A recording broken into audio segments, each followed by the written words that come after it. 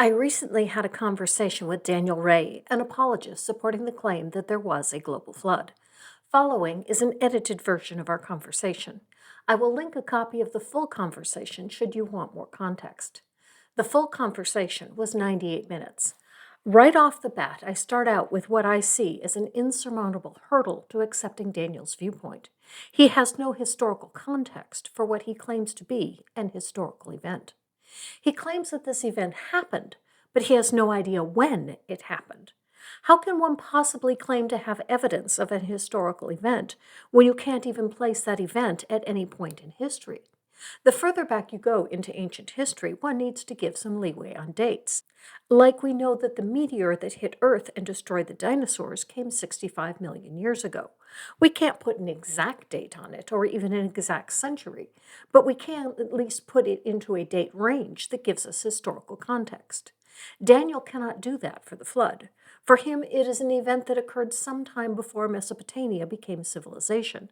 And since Daniel also has no idea how old the Earth is, this gives us no time frame at all. Sometime between when the Earth was formed and 6,000 years ago is the best he can do. One cannot claim evidence of the historicity of an event if one cannot even look and find clues of when the event occurred. If he had any evidence at all of a global flood, one need only date the artifacts or rocks or whatever one found that is evidence of the flood to determine when the event happened. This is crucial. If there is no date for the flood, then there is no evidence for the flood either. If there were evidence of a flood, we need only date the evidence. That Daniel cannot put a date on the flood or any evidence of a flood essentially tells us that there is no evidence for a flood other than it is in his Bible.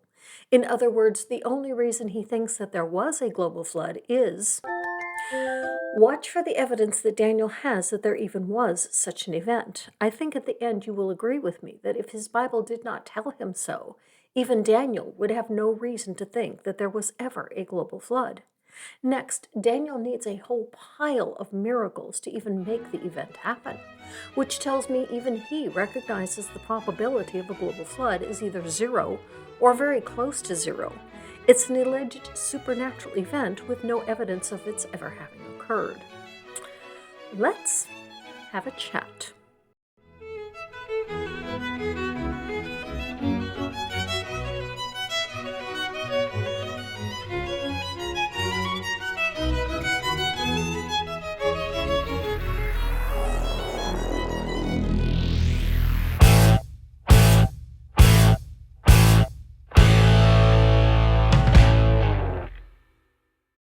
Hello and welcome. Thank you so much for joining me, and especially to my patrons and channel members. A technical note, I used an editing tool to remove silence segments to make the conversation flow at a better pace. The downside is jump cuts. This was too long for one video, so let's jump in to part one. And I realize that you do not put an exact date on the time of the flood, but you do believe that it was an historic event, correct? That is correct. Can you put it somewhere in a date range? I mean, obviously you don't think it happened yesterday, and obviously you don't think it happened 10 million years ago. So obviously it's somewhere within, can you narrow that down further to a date range that you think it happened in? That's a good question. I think I would start with the idea that I know there's debate about how you call something a civilization, right? So Mesopotamia has been around for about 6,000 years. And then that means basically writing, burying your dead, building cities, government laws, that kind of culture that we understand in the West to be civilization. Were there people groups prior to Mesopotamia? I'll grant that, sure. But in terms of the date, it's the flood existed somewhere prior to the Mesopotamian foundation. Okay, so it was more than 6,000 years ago. I would think it would be. I would put it much, much younger than billions of years or millions of years. And I think that all the civilizations, and I know this would mean that we would have to rethink the chronology of our anthropology at present in the modern world, but I think all the civilizations with which, and I mean civilizations in the terms of how we understand it in the modern sense, all of them came after the flood. I don't think we have. So you think there were no humans on Earth except in the Middle East prior to the flood? I think that before the flood, the global local debate about was it global or local? I think there was one landmass, something like what historians, anthropologists say was Pangaea. How much was exposed? I don't know. But I think somewhere central to that landmass in the moderate climate regions, somewhere above the equator, there were near what we would consider to be the equatorial regions was a singular landmass, and that as the flood began and as it transitioned, this landmass began to break apart from Okay, Pangaea. but you do recognize that even during the Pangaea, the amount of land on Earth was still the same as it is today. Well, I think given what we know about tectonics, that crusts are recycled, and what I do think, to somewhat to your point there, that I think perhaps all the land was as we have it today. Maybe some of it was not exposed to the extent that we have it today. But I don't think, let me make clear, I don't think that we went from Pangaea to what you see today in a year. I think that Okay, the okay. spreading. But that really has nothing to do with the question that I'm asking you. Okay. Because it makes no difference what form the land is in. The question is, okay, you are seeing that there was civilization in the Levant 6,000 years ago. And is it your claim that there were no civilizations, there were no humans in any other regions of the earth, regardless of the structure of the landmass? Okay, yeah, I see your point. According to the biblical text, the way I look at it would be Noah and his family. It was the 8 survivors, and that's all we had at one point in human and Earth history. Okay, So yeah. but I'm talking pre-flood. Oh, Before pre-flood, the pre-flood, flood, pre-flood, were there pre-flood. people Yeah, on sure. the I mean, entire that's. landmass or only in this one small region? Oh, I see what you're saying. Sorry for being so slow in my head there. I get you. I get what you're saying. I don't know what the distribution of people were on Pangaea. I don't know. But yes, there were people. Were they all centralized in one area? I, I don't know. Maybe so. Maybe they were, because you had Eden, and then after Eden, that Eve and Adam left. So people were all over the earth, the landmass at the time. There was great evil, so there had to be people. So yeah, there was people post pre-flood. I think so. Okay, okay. Mhm.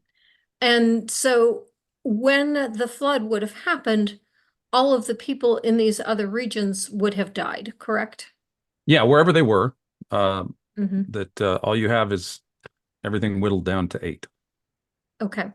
Mhm. And so if we have historians and archaeologists telling us that when they are excavating ancient civilizations and they are finding artifacts and they are Mhm. finding signs of life going back 10,000 years continuously with no break to show that there was a time period during which there was no human habitation in the region. Would this not be evidence that this people group was not wiped out by a global flood? Well, that's a good question, and I wrestled with it because even in Christianity, there are people that believe in old and young Earth, and both camps hold to a flood. It's interesting. I didn't, and all of the stuff I've been looking up, I don't know when old Earth people think this happened. I don't know. I know the young Earth narrative is that much of the history that you uncover, the Paleolithic history of early man, would be as the result of assumptions that we make when we date something. And as I understand it, as a layperson, that there's a couple of ways to date something. Say you find a bone or pottery or rock. This is typically what you would encounter when you're digging things. You can say find a piece of pottery. You can go, okay, this was in a sedimentary layer of some kind. And we know how old that sedimentary layer is. So this must be that old. Or we can look at the pottery where we are, what sediment layer it's in. And again, it's a sort of a referent. This pottery we found here, so it must be this old because it was in this rock layer. Same with fossilized bones. We find them in this layer, and therefore they must be this old because we assume that this rock layer is this old. So those are kind of ways to do it. And then the other way to do it is to get the actual dates of the rock layers in which we find these things. So radiometric or radiocarbon dating. Now, I know to some degree that you can take the most common way to radiometric date something, especially when it comes to rocks, is with uranium-238, which is got about a 4.5 billion half-life. So in 4.5 billion years, you'll have half of its substance left, and it'll turn into lead-206. So you have the parent isotope of uranium-238, which is unstable. In 4.5 billion years, it decays into lead, and half of it will be left. And then lead is a stable isotope; it doesn't dissolve anymore. So that's a direct way to, and one of the most common ways to date rock. Correct. Now, you don't need 4.5 billion years to figure out the half-life of uranium, because you can kind of see how much uranium decays in our lifetime, and then calculate how much will dissolve in 4.5 billion years. I think that's one of the most common ways to do dating. So when we're talking about, to your question, the assumptions with radiocarbon dating or radiometric dating, for example, comes up with the question is, are rocks closed system? In other words, when they crystallized, and igneous rocks come from the magma. Igneous is Latin for fire. So they form out of magma and they crystallize. So we have to assume, when we're dating a rock in the present day, how much of the parent uranium was present in the rock, and how much daughter isotope, lead, was or was not present in the original sample at that time when the rock was formed. And then you have to assume... That's not correct. Okay, first of all, when dating is done for uranium lead, it isn't the rock sample itself that they are dating. Rather, they destroy the rock and they take the zircons out of the rock. Right. Lead cannot form in a zircon. The only way to get lead in a zircon is for it to have been created through the radioactive decay of the uranium in the zircon. And that's why the zircons are used rather than the rock pieces themselves. Well, that's detail I wasn't going to get into, but you're right. That's right. Now, from a biblical perspective, just thinking outside the box of naturalism for just a second, it's entirely possible that God could create it in situ, the amounts of these elements. Correct. So but then the question would be, why would God intentionally make the evidence look like the earth is a different age than it really is, to fool those who study it into thinking that his word is wrong? That seems counterintuitive. Well, I think time is a conundrum for us, because of all the time that it has advanced. So it certainly is one way, in the naturalistic way, to produce lead. That's certainly one way. And the same thing, I think, is with the element is an issue with the elements as well. You just have, where'd uranium come from? Where'd lead come from? Where did all that come from? And it can't just be a series of radiometric decaying elements that produce these other elements. At some point, you have to have the primordial, if you will, element to eliminate that string of that infinite regress of things causing things. So to me, it's the same issue in cosmology as in geology. Where did these elements ultimately come from? And presently, if you're a methodological or philosophical naturalist, the only way that is known to get lead is through the decay of uranium-238. So I think the sample problem is based on an assumption, like in cosmology, of where carbon comes from. Without God, we have to have a mechanism for that. And so I think that's where the discussion gets interesting, and I think that's where it really is. Do you think that geologists, when they discovered how to, and chemists, and I don't know who all was involved in the discovery, do you think they are unaware of how the process works? Oh, no, I'm not questioning the sequence of uranium turning into lead. Obviously, it it is happens. so based on assumption that the only way it works is by assuming how the elements began. Wouldn't they be telling us that this is just an estimate, that we really have no way of knowing, because this is just only if the earth is the way we have assumed it to be? Well, I think if you're a naturalist, you are limited to a certain cafeteria of elements to make stuff. And the ultimate question in physics, chemistry, cosmology, biology is, where'd all this stuff come from? You know, cosmologists and physicists talk about the free lunch, the beginning of the universe. Where'd all the stuff come from? Where'd the energy come from?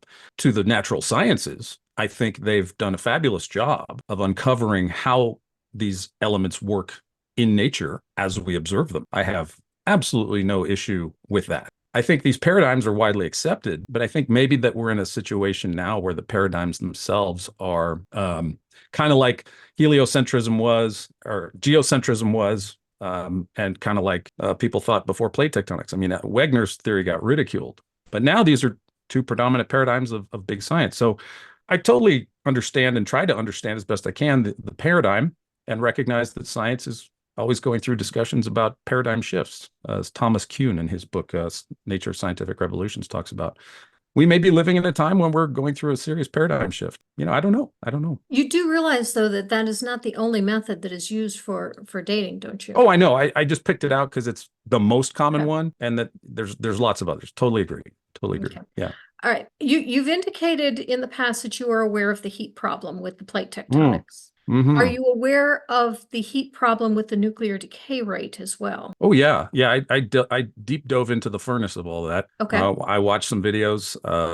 I watched what's that young lady's name? Erica Gutzik-Gibbon? Erica. I watched some of her stuff. I went to all the creationist websites and I read Andrew Snelling's article on the heat problem, and he said this the kind of heat that we're suggesting that was emanated by the radioactive decay and the geological activity would have melted the Earth 20,000 times over. And the only mechanisms that we can come up with in nature only dissipated about less than 1% of all the heat that was generated. Do you have a solution for the heat problem? Yeah, but I don't think I don't think it's going to be well received. Well, I'm guessing not your answer is a scientist. miracle, Huh? right? Your answer is a miracle. Sure. I mean, okay, it's Do you getting put the booze boat in a bubble and watch the Earth vaporize, and then make a new one, and then put the boat Oh in a new no, one, or it's a how do great you do question, it? Kelly. Look, it's a fabulous question, and I know every time a Christian says miracle, people just want to throw tomatoes at me. I get it. I get it. It's the part of the naturalistic worldview. Actually, I don't have a problem with it. I Okay, really well, don't, because if as long as you're recognizing that what you are proposing is not scientific, it is not natural, oh yeah. that the only way that this can work is through a miracle. But let's say somebody figures it out. Even let's say they could figure out a venting system that would have cooled everything, some naturalistic thing. But even if that was the case, I still think God would be behind it, whether you want to call it a miracle or not. But if you're interested in my solution, it's a little bit more than it's just a miracle, but I actually have some justification for it. But if you want me to share that, I will. If not, Go ahead. you can go. What's your solution? So in Daniel, you have Shadrach, Meshach, and Abednego in the fiery furnace, and Nebuchadnezzar cranks it up 7 times hotter. And some of Nebuchadnezzar's guys die as they throw the guys into the fire. And then he looks into the fire and he sees one like the son of the gods standing in the midst of the flames with the children of the Hebrew children. And he proclaims, "Didn't I throw 3 people into the fire? Who is this like this? One that like the son of the gods?" A man walking in the midst of the furnace, and the scriptures detail enough that Shadrach, Meshach, and Abednego come out, and their clothes don't even smell like fire. So if God can do that with people, he can do that with a planet. It's simple as I can explain it. But I understand. I think the biggest scientific objection that could be leveled at the flood, the way it's described, would be that problem. Totally concede it. Totally concede it.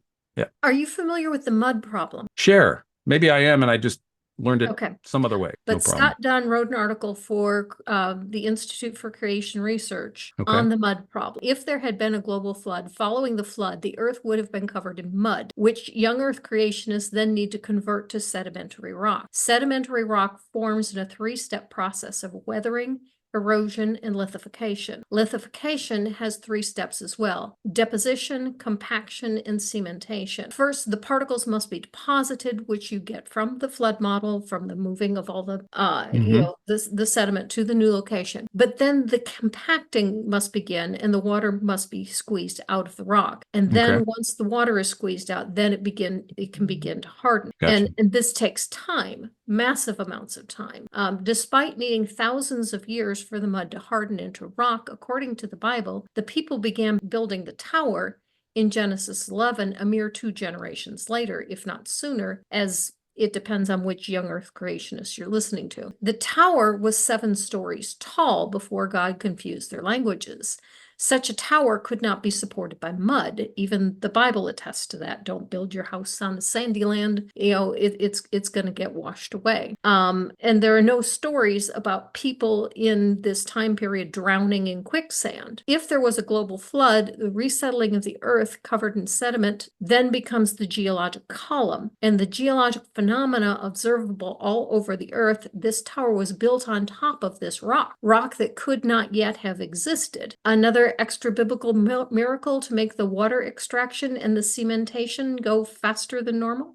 Dunn's research says that this isn't just a problem for the Tower of Babel. He says that the clay layers that have a thickness of 1,000 meters or more will take 1,000,000 years to form. And that just gets you to clay. You haven't even begun the cementation problem yet. And he says that there are rock layers in excess of 1,000 meters deep in the Gulf of Mexico, the Caspian Sea, the Labrador Sea, and the North Sea. So how did these rock beds form from sedimentary rock that needs over 1,000,000 years to form after the flood? Well, my first question would be back to our issue of time. I don't think anybody's observed anything taking place over the course of millions of years. So you have to make an assumption about how things happen. And that's fine. I'm not saying that means that it's an error necessarily. So that's the first thing. I don't know that the process of sedimentation would take 1,000,000 years. I mean, I don't know that. I'm not a scientist in that regard, but in relation to the Tower of Babel and the mud, it said, how did the ground dry? Is that your question? Like, how did the ground?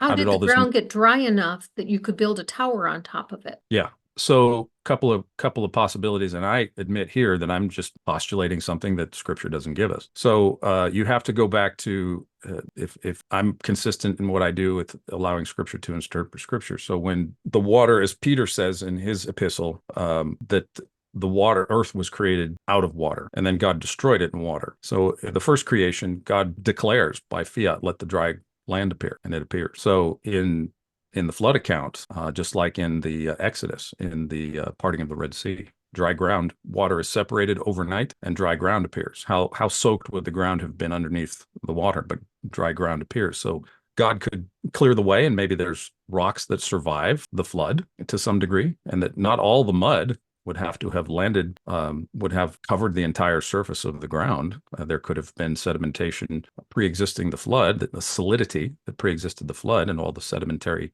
some of the sedimentary runoff in the mud didn't always settle on top of rocks. So there certainly could, I mean, there were mountains after the flood. So there's certainly, I think, an argument to be made for there be pre-existing solidity of some of the foundations. Except the problem with that is that the solid rock has fossils in it. Yes, and it if the does. fossils were all created during the flood, then this rock would have to have been created during or after the flood. Well, assuming what kind of rock are we talking about? The Bible We're doesn't. talking about the sedimentary rock that is below the seas. Yeah, so in terms of the rocks with fossils in them, I mean, we don't have Shem, Ham, or Japheth going out and doing archaeology, at least not in the Scriptures. So but we have people today that can find these fossils, and we have. Oh yeah, what I'm saying is, Kelly, that these things didn't have to be, the fossilized sedimentary layers didn't have to be bone dry when the ark landed. They could have been there and hardening over time after the flood. I mean, we don't know, but I think it's perfectly reasonable to assume that the bones and the sediment after the flood continued to dry. How long that took, I don't know. We do have examples from Mount St. Helens about how quickly things form and become solid, little mini canyons and petrified trees and lake beds and things like that. I'm not a geologist. But that's not solid rock. Well, some of the trees, sedimentary rock. Yeah, there's some the difference between sedimentary and igneous rock, of course. That's volcanic rock. Yeah, I know. I'm sedimentary rock. I know. I'm just kind of tangentially telling you about rocks to try to answer the question. I think in the sedimentary layers where you have fossils, that they certainly could have come about. Obviously, if they were laid down in the flood, they could have continued to dry after the flood. There also could have been pre-existing rocks before the flood that were exposed by the flood. And the ark lands on mountains, or the mountains of Ararat, wherever that is. So I think it's entirely reasonable to think that the ground upon which the Babylonian tower was built could have been a rock that pre-existed flood conditions. So I think fossilized sedimentary layers could have continued to dry after the flood. And I think the tower could have been built upon rock that may have pre-existed the flood. Okay, and these layers that we're told that would take 1,000,000 years to form, this is just another extra biblical miracle. Well, I'm not saying it's a miracle. I'm just saying that here we have the introduction of what I call big time, and there's no way to check that. How do you verify that through experimentation? So I would have to take his word for it that this is what happens over millions of years. Okay, I'm not Okay. saying it's wrong, but I just like how do we even begin to test something like that when nobody's going to be around to be able to see from beginning to end how long it takes sedimentary rock to work The next question I have for you is how the animals got there. Now, even if to there the is a ark. yeah, even if Okay. there is a Pangaea, we still know that certain animals live in certain areas, and there are only fossils of those animals in those areas, and it's because the environment that they lived in was suitable to their needs. And one particular animal that I find problematic for the Noah's Ark story is the koalas, because the koalas would have lived in Australia, and even at the time of the Pangaea, Australia was a great distance away from where the Ark would have begun its journey. And part of the problem with getting the koalas to the Ark is that koalas sleep from 18 to 20 hours a day. In addition to that, koalas have a very specific diet. They will only eat eucalyptus leaves, and they will only eat them if they are still growing on the tree. So, does God miraculously cause the koalas to pop over to the ark, or does God plant eucalyptus trees in a line all the way from Australia to wherever it is that the boat started from and Hmm. call them 5 years in advance so that they have enough time to travel along that path? Either one Well, of those requires an extra biblical miracle. I think a lot of what you're saying is extra biblical hypotheses that I would have to construct a hypothesis to offer an explanation, but the text is silent on the origin where these animals were. The text is silent on what the shape of the land was like. The text is silent on exactly where the boat was. So I don't know, Kelly. I mean, you've Well, we know the postulated boat things that had to be somewhere in the Middle East I because that's the well, only. why do you think that? Why do you think that? Because when we read the scripture, it tells us of the region that they lived in, and that's the only region it talks about. It But talks about the Tigris and the Euphrates River. It talks about the sure, land of Ur, yeah, and we know where all of these things are, and all of these things are in one general location in the Middle East. but that doesn't say where the boat began, does it? No, it I mean, doesn't. But unless you're because going to say that Noah traveled away from his family for hundreds of miles to go build a boat someplace else, do you and mean to add that say to the scripture. do you think the Tigris and the Euphrates today is the same river that we had before the flood? Well, I don't think the flood happened, Well, so I know, but if it did, are we talking about having these same rivers in the same place? that is a good question, and that is a question that I have posed to young Earth creationists, and I realize that some of them say that they would have moved, but Well, yeah, I would think so. Yeah, right. But my point is, so you've it's certainly made not us going to move across the globe to the other side of the globe. well, I do think I will share with you. I think that, that was a name that Noah and his family had prior to the flood. I don't think the Tigris and the Euphrates today are where they were or what they were before the flood because the landscape completely changed. But to your questions about the koalas, I would have, there's a lot of unknowns there, Kelly. The Bible does not tell us from where, how many. Well, it tells us kind of in pairs, but the scenario with Australia, and even if it was Pangaea, and you're still saying, well, Australia was far away from the Middle East, and I would grant that too.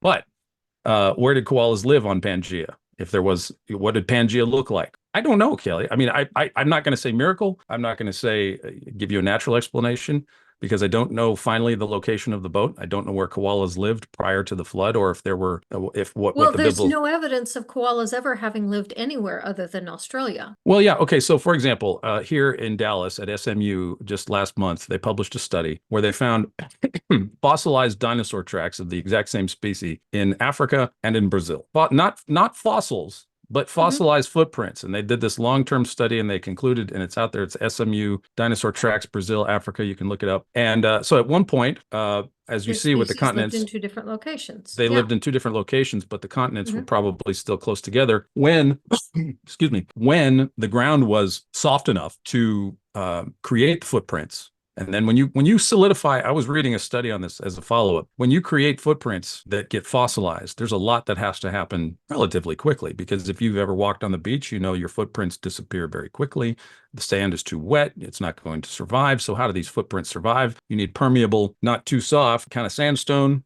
Then you need that to set up and dry. Then you need it to be buried in order for it to be preserved. So there was, all I'm saying here is that Africa and Brazil and South America were joined together. These animals could walk across that area, and so I don't think it's a problem that there obviously koalas in Australia have developed as they have over time, but when the whole landmass was together, I don't know what the animal kingdom was like. I'm not exactly sure what the biblical kinds were, and there was food for everybody.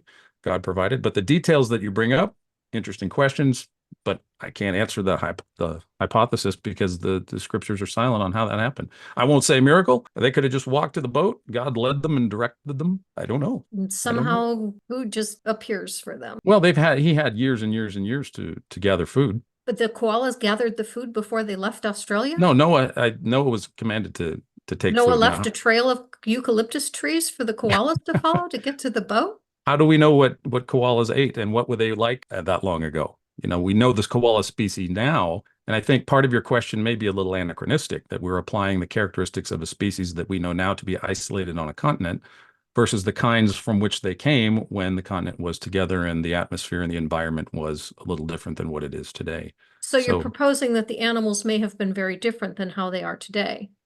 It could be, yeah, certainly. So the animals may have evolved. Well, I mean, dogs would have stayed dogs, cows would have stayed cows, that kind of thing. Well, I don't think there was large-scale macroevolution. Evolves to have a completely different diet. It's still the same. I mean, I don't believe in macroevolution. I believe that microevolution is true. The environment can certainly affect how a species lives and grows or survives, but I don't believe in the speciation or the transformation of a complete other species out of another one. So I'm not saying a species can't develop into another species? I don't believe that's possible, but that's another conversation. So that would mean Noah would have had to have taken 2 of every species on the boat. Well, correct? see, now species is a modern vernacular that's being applied to an ancient Hebrew word called kind, and we're not given a lot of detail about what a kind is. So I don't know. Okay, but if a species can't turn into another species, then he would have to take 2 of every species. Every kind. From the species that we have today, the original progenitors of the animal kingdom that we have today are from the kinds that were spared in the flood, I believe. So you're saying that the kinds that survived the flood, those evolved into different species? Well, they stayed within their lane, if you want to say it. And they may be a little bit different than what they were, but not a whole lot different. And could there have been eucalyptus trees for the koalas? I mean, if we're making things up, why couldn't there be eucalyptus trees near the boat? Why couldn't koalas be near the boat? I mean, we're just kind of postulating what might be because we're not given the details. Okay. How many animals do you think there were on the boat? I have no idea. Okay. More than 1 million? Kelly, I have no idea. You're not going to get a number out of me. Enough to give us what we got today. Okay. I don't know. We're not told. Okay, let's look at the ventilation problem. Oh, the boat has only one gotcha. window on it. The animals are producing waste. Methane. Mm-hmm. Mm-hmm. How did the animals not die from the methane gas? Okay, now this I have a slide that I drew. Well, this shohar is a little strange. No one really knows what it could be. It's generally translated as window, but the interesting thing about it is in Genesis 8:6, where it says that Noah opened the window of the ark which he had made. It's actually using a common Hebrew for window, which is shalom. So based on this drawing is my own. I didn't go anywhere to a website and parrot anybody. If anybody else has this design, I didn't run across it, but this is my idea of it. It's very similar to AIG's design. Okay, I actually didn't see that. I'm just saying this is what I saw after I was reading Hebrew commentary. I did not look this design up. I hand drew this. And what I think it might be is an opening that went around the entire circumference of the boat that was about 18 inches from the top. So it was an opening that went around the entire boat. How wide it could have been, I don't know. It just seems like it could be like windows at the top of a wall in a house or something, but they were open to ventilation. That's what I think. And here's a cutaway view of how I think it might have worked. You have the air coming in from the sides, and then you have ventilation shafts, and then the warm air in the boat would rise up and go out of the shafts. The cooler air would come in and sink, and that's how you'd get the circulation. So that's what I think the shohar is, what you have on the sides of the boat that went all the way around the boat, and then you had ventilation shafts in the 3 levels where the colder and warmer air were. But I could be wrong. What's driving this air to flow like this? Well, I'm going to say that there was Well, no, not necessarily. I don't think there were fans. There could have been. Maybe there were some primitive air-driven fans. I don't know. But you have the warmer air inside the boat. We know that warm air rises. You have colder air, which could have been outside. It could have been enough breeze in the open ocean. So I think he could have provided colder air that entered into the thing. But I don't know how hot it was. And I grant you, there's a lot of things I don't know. And there's some things that might be miraculous, but there might just be some things that are mechanical and have a natural explanation. But scripture is silent on those details. In your understanding of how the flood worked, Mm-hmm. would there not have been tsunamis? Oh yeah, yeah, tsunami. So what is a tsunami? What is your understanding of a tsunami? Well, huge waves. Huge waves. And where do they do their most destructive power? Where do you see them doing their most damage? Okay, what I'm looking at your model of the boat is you're going to have massive waves of water coming in this window and flooding your boat. Well, the boat was about, it's about 50 feet tall, I think, something like that, 80 feet wide, about 450, 500 feet long. But in relation to the tsunami, where are tsunamis the most powerful? Where do they do their most destruction and damage? Where are the waves at the shoreline? Is there any shoreline when the boat is floating? Yes. Okay, where? We don't know because we don't know where the flood started. But there definitely is going to be shoreline because I would agree there was shoreline. The ground underneath is obviously at different levels in different places. What we don't know is whether if you want to put Noah between the Tigris and the Euphrates, if we just want to go with your location, post-flood Tigris and Euphrates, right smack dab, maybe in the middle of Pangaea, there's no coastline. So I think if there were tsunamis, the epicenter of tsunamis out in the ocean would have been virtually undetectable. They don't really get dangerous until they come into shore. I want to show you a video. I have a video of a tsunami, not an actual tsunami, but a video from it's a global picture of wave function of the tsunami and how far the waves went out. That's where the tsunami was. It was off the coast. I think it was about 80 miles off the coast. And watch the waves.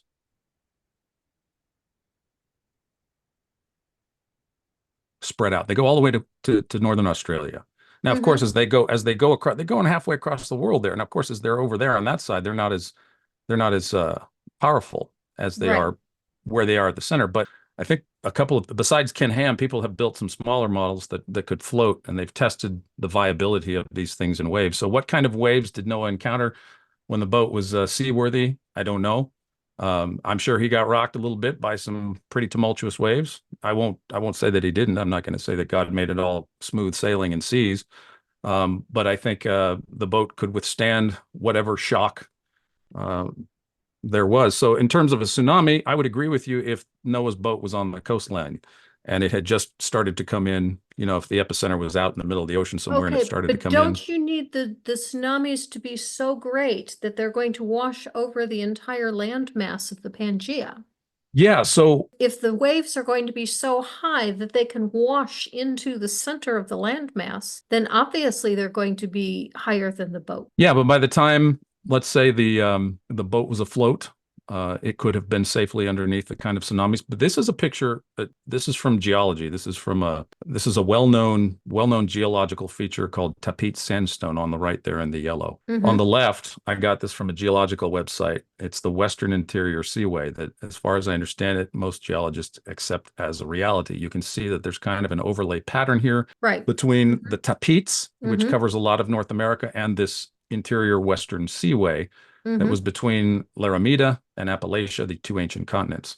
And what's interesting is that in the Gulf of Mexico, you have this thing down here in the lower right called Whopper sand. Now, this has been known by geologists since the late 90s, early 2000s. Surprised the heck out of people when they discovered it, but because of our ability to map things. So you can see that the Western Interior Seaway probably dumped a lot of sediment. What's not known, Kelly, as far as I know, that there are some theories that propose this, but what transported all that sand? You can explain it in terms of millions of years, slow, gradual deposition. Some people do it that way. Or you can think of one gigantic, as you were saying, one gigantic wave that overtook the continental shelf. But what happens is that you have this massive runoff, and you can see the kind of pancake edge there that probably would have come through the Western Interior Seaway as the floodwaters receded. Now, what's also interesting that parallels the Western Interior Seaway and the Tapete Sandstone, all these dots here are dinosaur kills, is a dinosaur, what they call a dinosaur kill zone. And you can see that that kind of fits with the sedimentary layer of the Tapetes.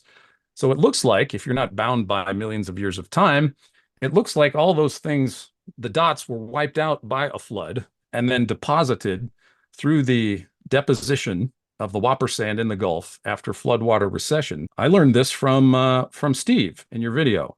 He didn't have this slide, but he was very helpful in helping me articulate this. So there's the Gulf of Mexico. That yellow is the whopper sand. That's the continental crust. That's the stuff coming off. And then you have this, what Steve called a passive margin, where sediments are deposited. It's a little dip in the shelf where it catches runoff from the continent. And this is a geological map of where they've mapped and successfully have dug for oil. Now, in order for there to be oil in sediments, oil was once alive. The Gulf of Mexico, I quoted this from an oil geologist from NPR back in 2010, that oil is undecayed dead thing. So, and this was in 2008, this study. There have been, since then, billions of barrels of oil pulled out of the Gulf in places that people didn't think they were going to find anything, especially in these dark red areas, or what they call sand-rich fans. And you can see more offshore flow of this whopper sand in which there are all these petroleum deposits. So I think that you have something like tidal forces wiping out and going over the continent, sweeping off biological life, dumping them into the Gulf of Mexico. And lo and behold, we have an abundance of natural petroleum down there in the deepest parts of the Gulf, which I think is it looks interesting to me. And I think that could be explained by a flood. Where the boat was when all these waves were happening and what kind of waves it encountered, I don't know, but it survived. All right, but this model is different than the one you proposed earlier. Earlier, you were proposing that the Pangaea existed, and this model has continents divided in various places. Yeah, it's a model, and I would say that if again, that I don't think really anybody knows what the shape of Pangaea was, but this could still happen if I was just showing you what the secular pictures were like. And I mean, it's secular, but in terms of people that don't think of God, naturalism in a sense. I know there's just like one geological science. You can be an atheist or a Christian and do good geology. I don't mean to say that, but I'm saying that people that don't take any account for God's agency or a flood draw these maps. And so I don't have any doubt that this happened as a result of a flood. Okay. I just don't accept that this was a result of a global flood. Gotcha. Understand. Yeah, I'm just throwing out, hey, this looks interesting to me. I mean, people say there's no evidence. I'm thinking, well, maybe there's some. Well, there's certainly evidence of floods. I mean, sure, I would agree. Floods are common occurrences. Next, I was going to ask you about the poop problem. Oh, was that related to the methane or somewhat? You know, the methane gas is part of the problem, but part of the problem is you've got these thousands or millions or how many ever animals you've got there that are all pooping, and you've only got 8 people. Now, the animals obviously are not picking up shovels and shoveling the poop out the windows. Right. How are you getting rid of the poop? I have no idea, Kelly. I'm glad I didn't have to think about it. Piles of miracles, evidence of floods, but no evidence of a global flood. An alleged flood that fits nowhere in the natural history of our planet. I should have asked Daniel if his Bible didn't tell him there was a global flood, would he have any reason to think that there was? The answer to that question, and how he responds to the evidence of other civilizations continuing to live through the flood, in Part 2. Live your life.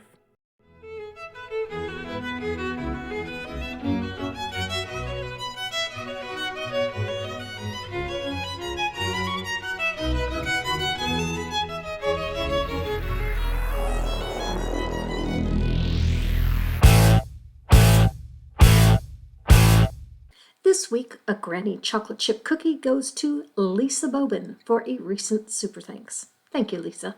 Live your life.